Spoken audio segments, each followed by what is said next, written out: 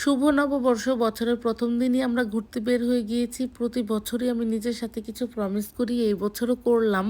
৫ ওয়াক্ত নামাজ পড়বো, নিজের যত্ন নিবো, নিজেকে প্রায়োরিটি দিব, ফ্যামিলির সাথে অনেক সময় কাটাবো। গত বছর যা ভুল করেছি, সেই ভুলগুলোকে সংশোধন করে সামনের দিনগুলোকে আরেকটু সুন্দর করব।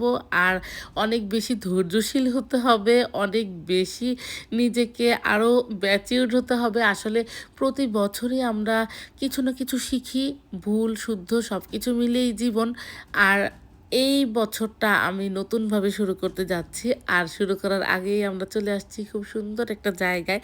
এত সুন্দর বিচ, মানে এটা হচ্ছে পিকারিং বিচ। আমি এই বিচে আগে আসিনি। আসলে পুরো কানাডাই অনেক সুন্দর। যত দূরেই যাই না কেন, কাছেই যাই না কেন, সবই সুন্দর মনে হয়। তো আজকে যেই সুন্দর জায়গাটায় আসছি, সুন্দর একটা দিন শুরু করার জন্য, মানে বছরের প্রথম দিন যেহেতু।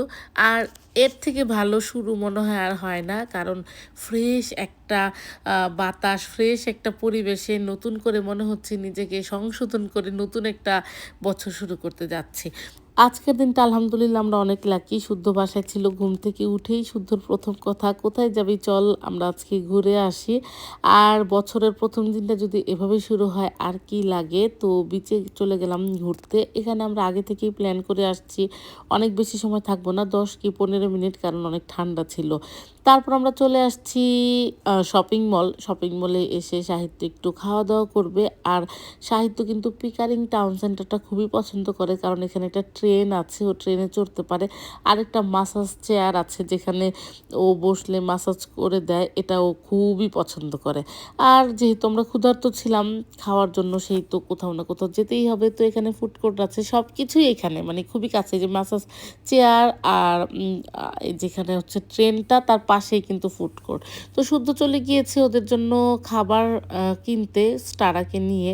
আর আমি সাহিত্যকে নিয়ে ট্রেনে উঠে পড়লাম। আর এই ট্রেনটা কিন্তু বেশ অনেকক্ষণই ঘোরায়, মানে পুরো শপিং মলটা ঘুরিয়ে ঘুরিয়ে দেখায়, ২-৩টা চক্কর দেয়। তো ভালোই, খুবই ভালো লাগছে। আর মাত্র $৫ পার পারসন আর কি। আলহামদুলিল্লাহ বছরের প্রথম দিনটা আমাদের খুব সুন্দরভাবে শুরু হলো। সবাই আমাদের জন্য দোয়া করবেন। প্রতিটা দিনই যেন এইভাবে আমরা কাটাতে পারি।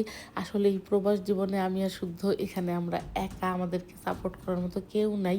এই ২ টা মানুষ বাচ্চাদেরকে প্রপার সময় দিয়ে সংসারের সমস্ত দায়িত্ব মেইনটেইন করে আবার নিজেদের জন্য টাইম বের করা, নিজেদেরকে সময় দেওয়া আসলে অনেক কঠিন। তারপরও যেন নিজেদেরকে একটু প্রায়োরিটি দিতে পারি, সবকিছু সুন্দরভাবে চালাতে পারি, সেই দোয়াটা আমাদের জন্য করবেন। নতুন বছরে নতুন করে নিজেকেই মোটিভেশন দিলাম।